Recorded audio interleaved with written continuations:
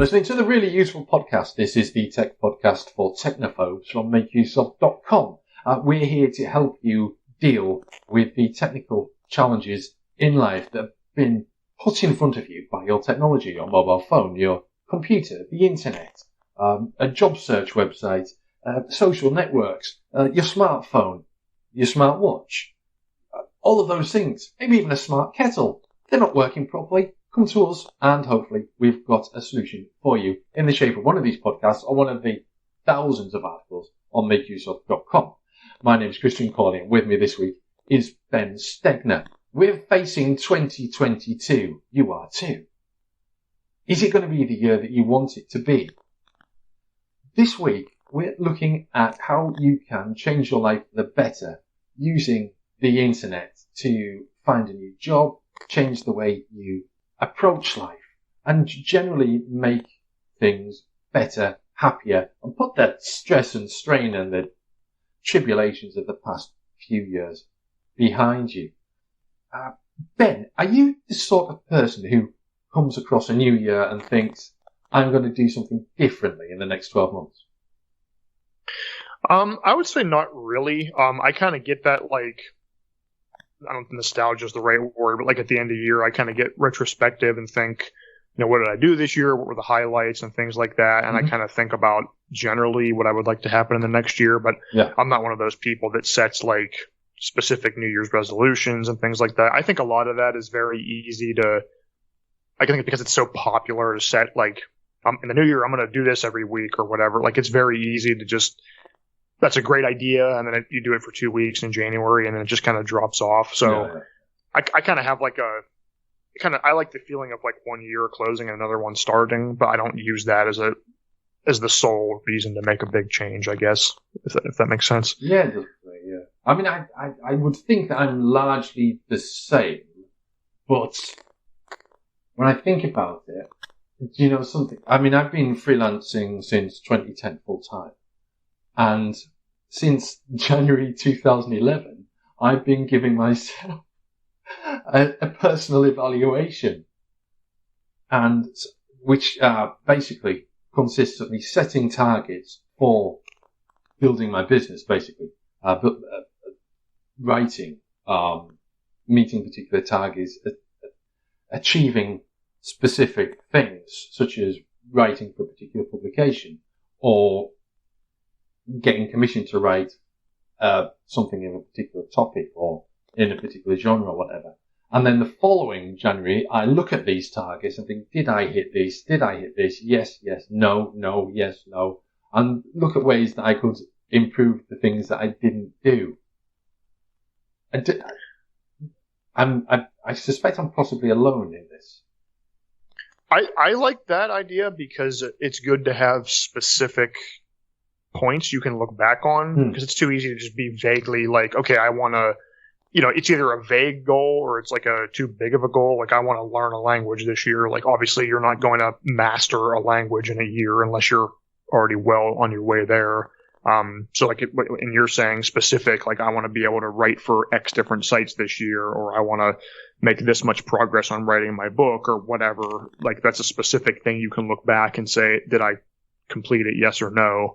Not a vague goal that you have to interpret in some unclear way. I mean, it's not just that. I mean, I've written various other things over the years. I once contributed to a video game, well, more than one video game project, which didn't, in the end, didn't get commissioned in the end. I've written comedy scripts. I've written book outlines. I've written chapters of books that I kind of got stuck with. But I do have this, and we're getting away from things here slightly, but maybe we can bring this back to the point of the podcast. I have this desire to write comedy, and I'm pretty sure I can write funny things, and I've written plenty of things that other people have laughed at, but putting it together and getting to grips with everything that is required is a lot of effort. And I think maybe when you've just had that kind of Christmas break, for whatever reason you have the break, whether you're celebrating Christmas or whatever you're celebrating at that time of year, and you're looking forward to this new cycle of 12 months, this new drift around the sun, maybe that is, you know, people just say, oh, well, it's just 12 months, it's just another year, but it is a good time to just take stock, look at what you've got, look at what you want, and find out how to get it, and then set sail. Start your voyage towards that target, isn't it? Yeah, that makes sense. I've always liked, I don't know if we've talked about this before on the show, but I've always liked that period, like between Christmas and New Year's. It's only a week, but it's kind of like, the whole December, you're thinking about Christmas, getting ready, all that. And then once it's over, there's kind of like this limbo period where like I always take off around that time, and most of my family and friends are too. So it's like, you have this week where like you're done with Christmas, but it's not the new year yet. So you're kind of just off and enjoying people's company and kind of thinking about the last year. So there is that time is good for that. Like before you have to jump into the reality of a new year, you're kind of just thinking about what you'd like to set it up to be. Yeah, absolutely. So with this in mind, we're going to look at a few kind of self-improvement articles that make use of and ideas associated with them that maybe will give you the kick that you need or the encouragement that you need. Ben Stegner, a few years ago, you told Make Use of readers about how to quit your job and finally pursue your passion. Now, this is something that I've done. So before we hear from me, how do you do that when you're Ben Stegner? Yeah, it's actually weird looking back because it was just about 5 years ago this month that this happened. So it's weird to think I've been doing this for 5 years full time. So you can read the article. It's dated now. Obviously, I've become a better writer in 5 years. But the long and short of it is that I never thought I would be a writer. I didn't really care for it too much in elementary school and high school. So when I was in college, I started writing for Make Use of, and it was kind of like a side thing for me.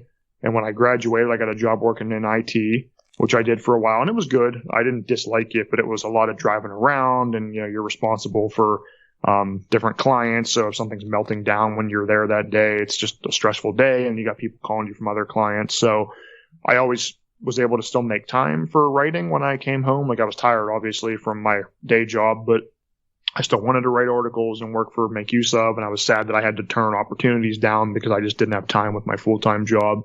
And then a couple things that were offered at the site around that time opened up, and I kind of ran the numbers and thought I could do this full time and be happier than what I was doing in IT and have more free time and stuff like that. So decided to take the plunge, and I left my job in IT and have been doing various work for Make Use of ever since. Started out just writing at that point, but became an editor shortly after too. So I kind of had the framework set up. I didn't just quit my job and then just move somewhere else and try to become an artist or something. I had a framework for what I was going to do, so it wasn't super crazy to do it, I guess, but it was still a leap. Yeah, it is always a leap. In my case, and I think I may have mentioned this on the podcast before, I decided that I wanted to write at a very young age. And when the internet came along, it became clear to me that this was an opportunity to use World Wide Web, but I didn't really know how to use World Wide Web to make money. And it wasn't until the mid-2000s that I found that websites where people would pay you to write for them. One that I used was Guru.com, where I offered my services as a writer and fulfilled some briefs and was paid. And I knew that this was the opportunity that I was looking for, but it still didn't really come together. And then I found some websites to write for, and over time I wrote more and more and more, and then it came to a situation where it appeared that I could make money from this, and I eventually took the plunge. But I don't know about you, and I didn't ask you, but when I did it, I didn't. It's not like I woke up one day and said I'm doing this. I basically got to a particular stage where I was getting annoyed with work and strange decisions being made, and the reason for being there changing because suddenly you've been sidelined into some kind of apparently irrelevant project or whatever. I had been working towards a particular state of being able to leave, being able to earn enough money from writing to be able to say, well, I don't need this job anymore. And I did that one day in late August, early September, and left the job a month later. And so it was like October time when I went freelance, as it were. it's not something that I was able to do on the 1st of January. I imagine that's the same for you. Yeah, I mean, I could have waited until like the new year at the time. It was 2016, so I could have done that. But I think for me, I remember saying this at the time, with some of the staff that was at the site when I first joined, because I was working at a Subway sandwich shop when I started writing for Make Use Of, and I kind of, I don't know if it was because I was working online or because it was freelance, but it felt like to me like it wasn't a quote unquote real job. Like I was in college, so I was learning things to get a quote unquote real job, whatever that means. I still don't really know what a real job is, but, so at the time I thought, I have writing, but I still need to stay at Subway because it's a real job. And then even in school, I thought I need to keep going and finish my last 2 years because I need to get my degree and get a quote unquote real job. So I guess for that time, it kind of felt like writing was just something on the side for me, and I wasn't sure that it would be enough. And then I kind of over time, as I got better at it and kind of realized my output capabilities, then I realized it could be something I could do full time and make enough money to do it. Yeah. It's it's going to be different for everyone. It's going to be different for you. But I think the main part of what we just discussed is if you have a dream or a desire or an aim or an achievement that you want to meet in forthcoming year, it's not just going to happen like that. You have to plan for it. In order to plan for it, you might think about taking a test. And again, Ben, I'm going to have to throw this to you. There are all sorts of tests on the internet, aren't there? Personality tests, skills tests, intelligence tests, unintelligence tests. There's Twitter as well, which I think is a test for everyone. But you've looked at 10 tests that are worth taking to help anyone find their quote unquote, in my case, purpose in life, to find your life's mission, haven't you? Yeah, so with the disclaimer that, there's a lot of tests and quizzes on the internet that a lot of them are just, some random person coming up with, stupid quizzes. So don't put stock into all of them, but there are definitely some personality tests like the ones I've outlined in this article that can kind of, I guess if you might already have something that kind of feels like your purpose, or your passion. So maybe it's a skill or a hobby, you want to become an artist, or you love gardening or baking or something, and you kind of know what you love. But there's also people that what you're doing right now just doesn't really seem like it's driving you, and you want to kind of explore what's out there. Mm-hmm. So there are different tests like this. There are some to find your life's mission. So Mark Manson's 7 Strange Questions is one where it's odd questions that aren't just like, what do you like to do? They're more like off the wall. Things like that. And most of these aren't very long too. Tina Sue's 15 questions, 30 questions. Most of these aren't terribly long, but they're in the article we have outlined that you can find in the show notes, of course. But I guess if you want to just kind of explore, kind of turn your scattered thoughts and see what someone who deals with this stuff all the time is thinking about, would think would be a good fit for you. They can be a good way to just kind of explore what's out there. But I don't know, because some of these are just like to find a better career or something like that. So maybe it's not just that you need to leave your job and pursue a hobby or anything like that. Maybe it's just you need to shift your career, or maybe just after work you need a new hobby that brings you joy. There's one of these lists, just literally a list of hobbies. So, if you're thinking I'm not interested in becoming a musician or gardening or whatever, there's just this massive list of random hobbies that you might never have thought of, that can kind of just open your eyes to what's out there, collecting and things like that. One of the things I've noticed over the years is that we become different people over time, and it isn't time that does that. It's it's experiences that we go through. Those experiences help us to find out what sort of person we are. So, and what challenges we will attempt, how they will affect us, and what our reaction is to that. They all form our character and our personality, and whatever it is that you end up doing, it's always good to know that you have the skills to, if not be successful at them, then to certainly have the desire to want to give it a go. because you don't get anywhere if you don't give it a go in the first place. Yeah, I think sometimes just trying something. I mean, obviously, I'm not saying you quit your job and do something like that. I'm saying just in general.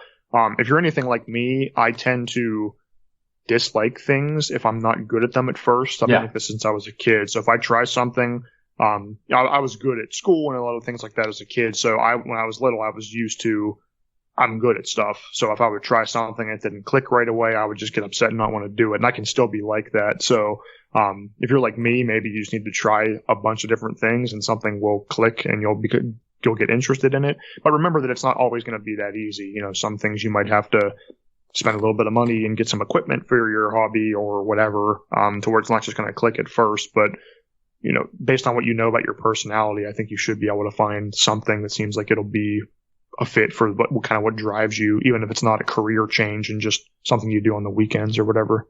Yeah.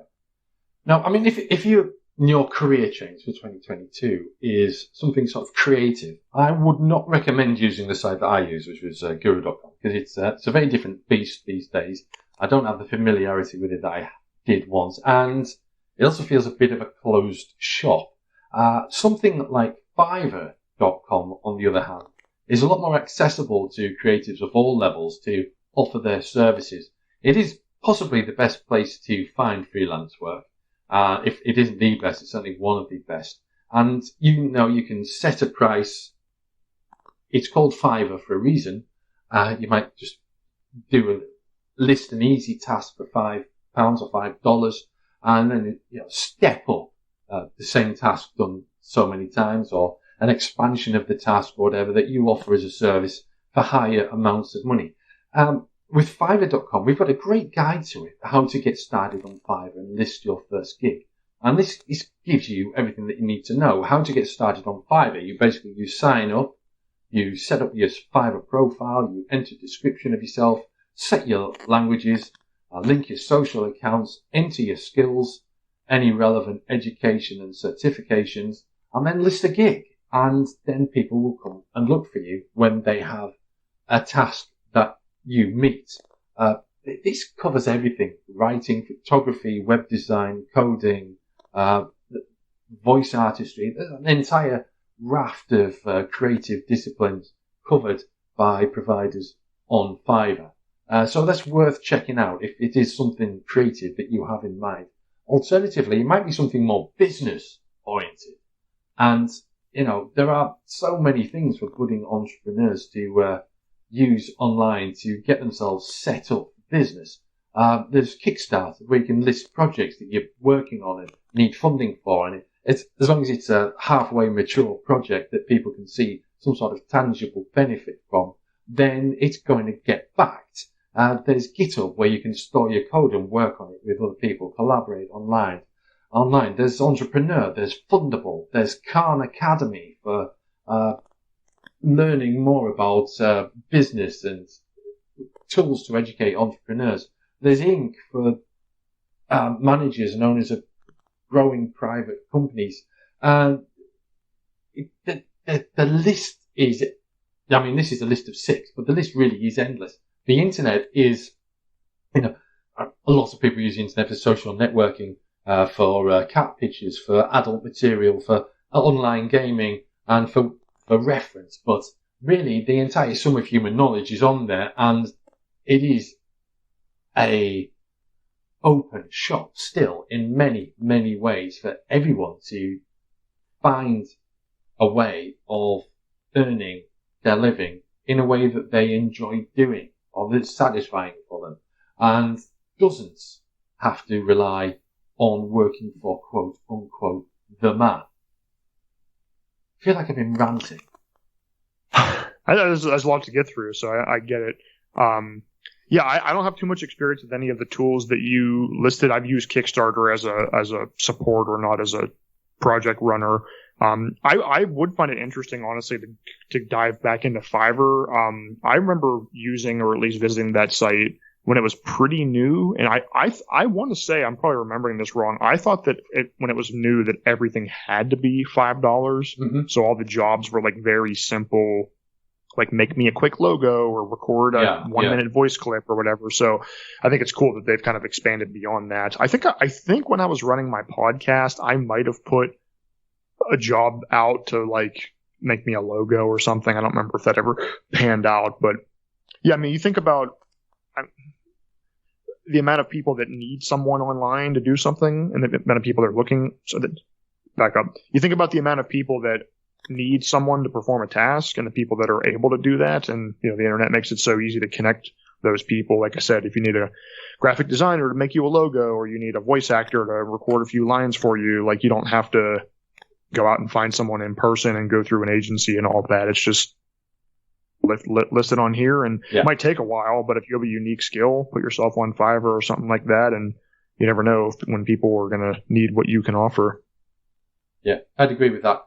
And, we've kind of looked a lot at this kind of, this improve the next year from a very kind of career kind of perspective, haven't we? But there's so many other things that you could be doing with the next 12 months. You could be, for example, learning new skills. You could start an online course, and if you find the right provider for that online course, sign up to it. There's plenty of free courses on the internet, and as well as paid courses. So these are things that you could and start doing in order to develop new skills, whether they are skills that will help you with work or just things that you're interested in learning. Maybe you're interested in genealogy to find more about your family tree, or maybe you're interested in coding to learn how to program apps or games or whatever. There's a great article I make use of at the moment, how to jumpstart a journaling habit with 7 simple templates.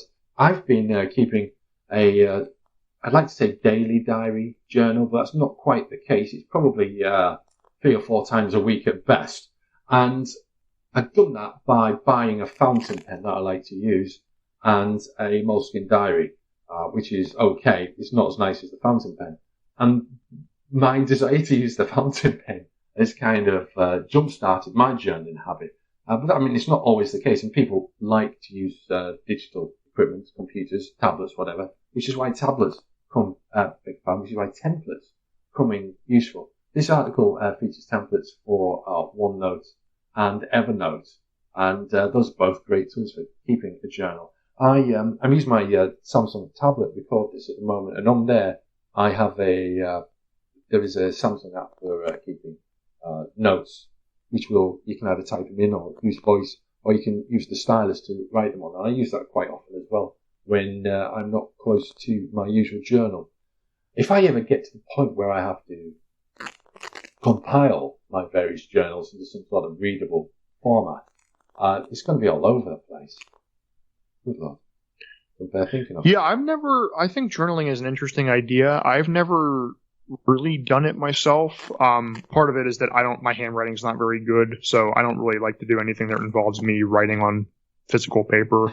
So my writing is okay if I take it slow, but when I want to get through something, I tend to write quickly, and it's just a mess. So I would definitely prefer to do it with some kind of digital app. I downloaded, it was from a Make Use Of article that I heard about it, an app called Dailyo. That's like a small daily journal kind of thing, but it takes like a super lightweight approach to where instead of you having to something like this where you write out what you want to say, it has like a 5 scale, like how was your day? And it's like, the worst one is an angry frown, and the best one is like a super smiling face.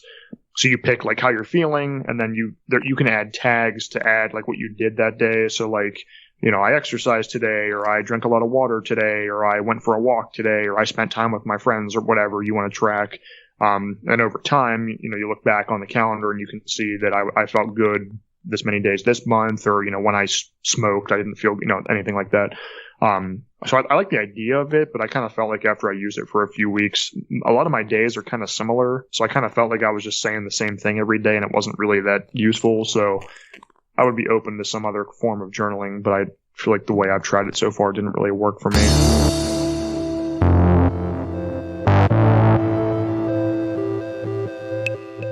And we'll take a moment from our usual podcast proceedings to just remind you that the Really Useful Podcast can be found pretty much anywhere you find podcasts. So we're on Apple Podcasts, we're on Spotify, we're on Google Podcasts, we're hosted at transistor.fm, so you can find us there as well.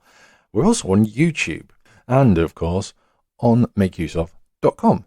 Now, however you subscribe to the Really Useful Podcast and listen to us, it would be amazing if you could take a moment to leave us a review on Apple Podcasts. That will help us to find new listeners and take our podcast to ever greater heights. You'll find the link to our Apple Podcast page in the show notes. Thanks a lot.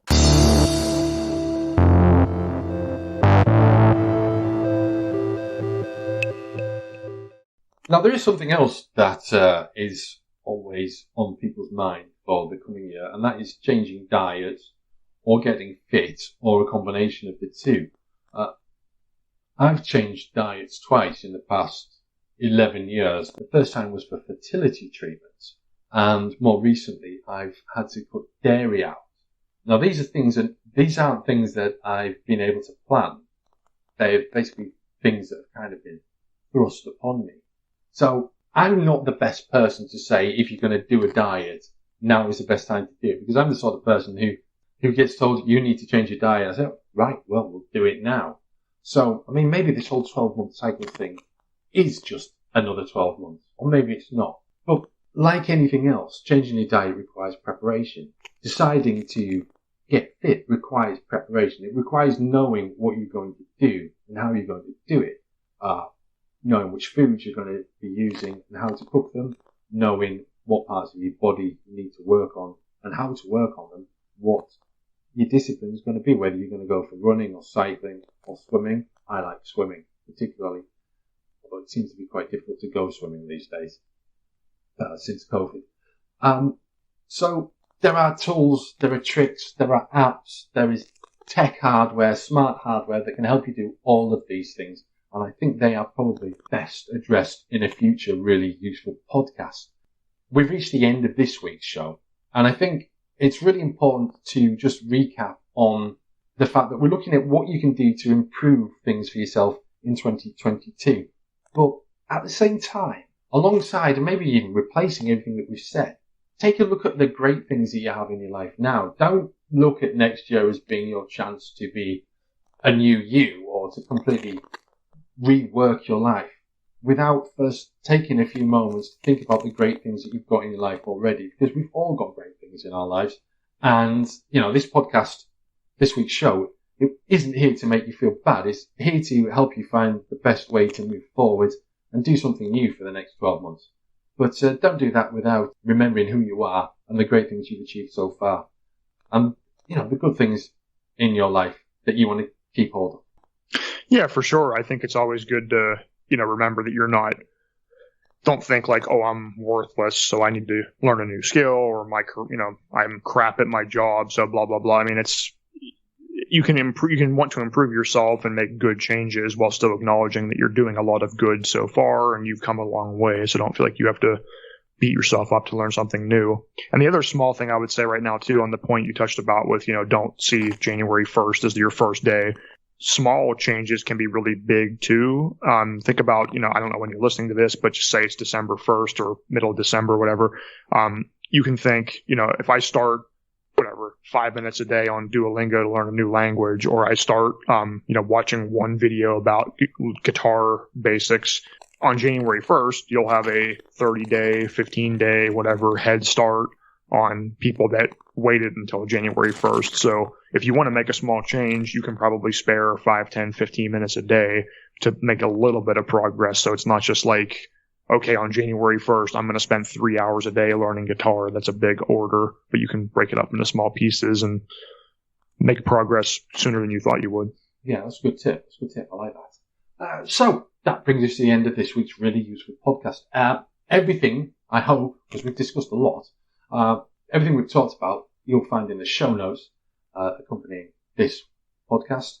Until next time, it's goodbye from myself, Christian Coley, and him, Ben Steck.